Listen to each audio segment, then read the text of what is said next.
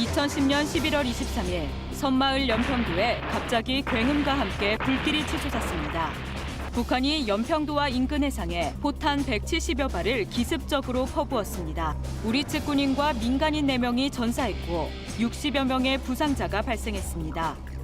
입대한 지 석 달도 안 돼 전장에서 쓰러져간 문광욱 일병.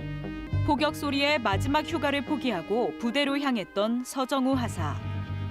아들을 잃은 어머니는 믿을 수 없는 현실에 가슴이 무너져 내렸고 삶의 터전을 잃은 주민들도 말문이 막혔습니다.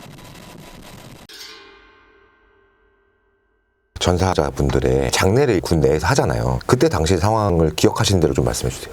저희한테 온 게 아니라 당시에 뒤쪽에서 파편을 맞은 분들하고 같이 이송이 됐을 걸로 생각합니다. 저희는 그냥 소식으로만 듣고 그쪽에서 장례 절차랑 치러지고 저희는 안에서 따로 무언가를 진행하진 않았던 걸로 기억합니다. 그럼 그때 이 사건이 어느 정도 마무리되고 장례 관련된 방송들도 계속 보도가 되잖아요. 그런 건 다 보셨어요? 저희도 다 보죠. 보면서 믿기지가 않고 다른 해병도 수송반에 있던 친구여서 누군지 아는 해병이었고 복잡 미묘한 감정이 생기면서 굉장히 마음이 아팠습니다. 저도 충분히 전사를 할 수 있는 상황이었고 했기 때문에 저는 그때 죽었다고 생각을 합니다. 제 자신이.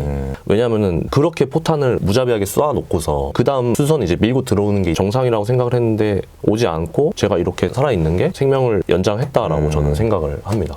그래서 항상 감사한 마음을 가지고 더 열심히 살려고 노력을 합니다. 사전에 말씀하시기로 당시에 일화가 몇 개 있다고 하셨는데 그 부분도 말씀해 주세요.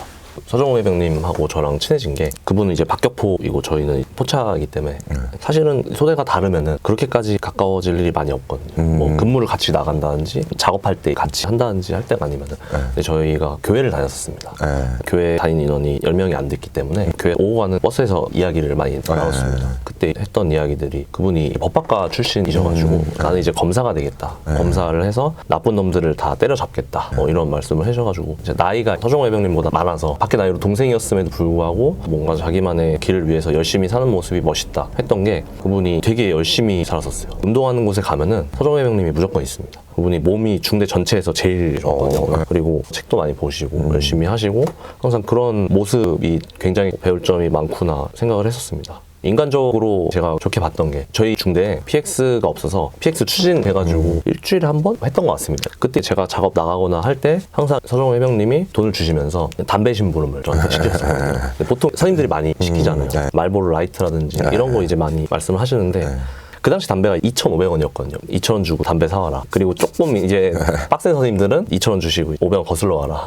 이게 이제 보통 국룰이었는데 당시 이제 병장이셨는데도 저한테 돈 이렇게 쥐어주시면서 야 호준아 이거 담배 사고 남은 거 음료수 하나 먹어라 하셨는데 딱 돈을 열어보면 3,000원이 들어있어요. 근데 2,500원으로 담배를 사면은 500원밖에 안 남지 않습니까? 근데 이제 항상 하시는 말씀이 2,100원으로 디스플러스를 사고 900원 남은 걸로 너 음료수 맛있는 거 하나 사 먹어라. 다른 어떤 선생님도 그렇게 한 적이 없는데 그분만 그렇게 저한테 해주셨거든요.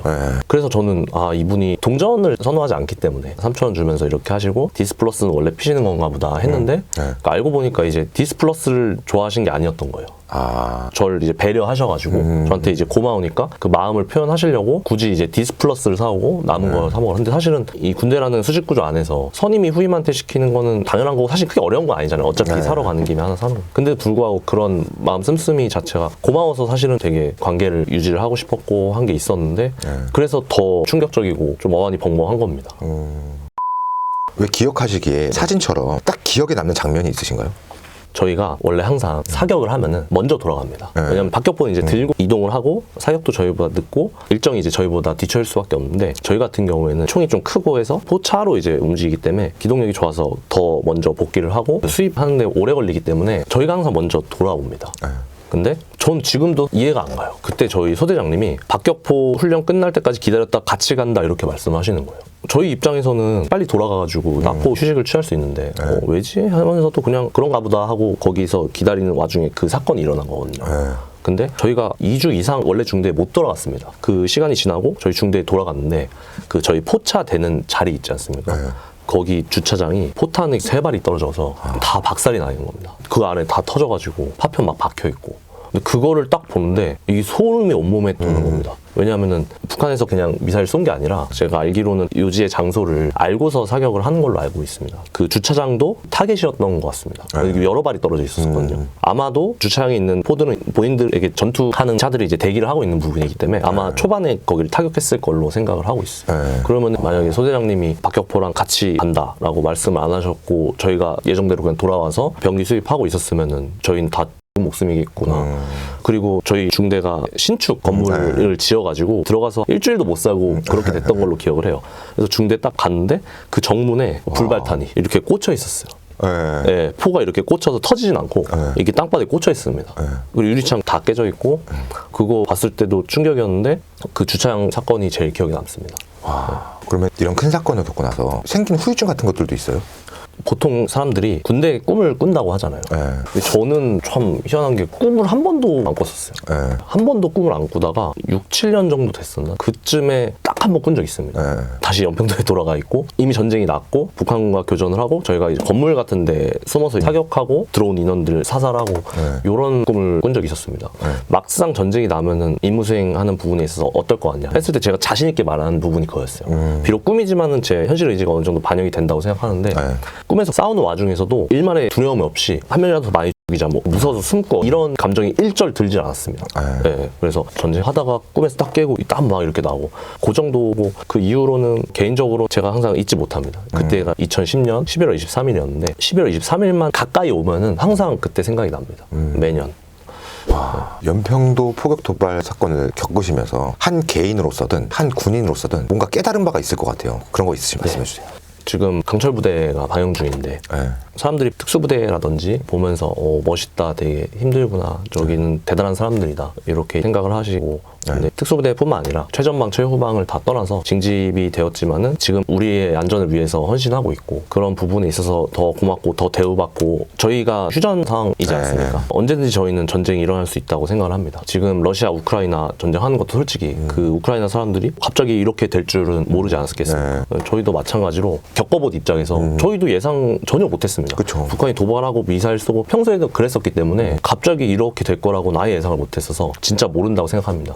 더 경각심을 가지고 저는 현재 예비역이지만은 지금도 이제 불철주야 군인들이 근무를 서주고 저 또한 마찬가지로 연평도에서 근무할 때 해안 파견을 나가 있었던 적이 있는데 항상 돌아가면서 경계 근무 쓰고 정말 춥고 정말 힘든데 잠도 잘 못 자면서 새벽에 깨서 근무를 하고 그 시간들 그 노고를 알기 때문에 군인들을 보면은 굉장히 고맙고 되게 안쓰럽고 지금 우리의 안전을 위해서 헌신하고 있고 그런 부분에 있어서 미국이라든지 다른 나라들처럼 더 대접받고 오히려 영웅 같은 사람들인데 최근에 진명여고 사건이 있었는지 혹시 아십니까? 그걸 보고 솔직히 저는 안타깝다고 생각을 했어요. 그 학생들이 몰라서 그런 식으로 한 거지 진짜 최전방에서 고생하고 나라를 위해서 희생을 하고 있는 장병들을 생각한다면은 절대 다시는 있어서는 안 될 일이라고 생각을 합니다. 그러면 지금 우리가 이야기를 나누는 이 순간에도 국가를 위해서 희생하고 있는 용사분들이 계실 거잖아요. 그분들께 한마디 해주신다면?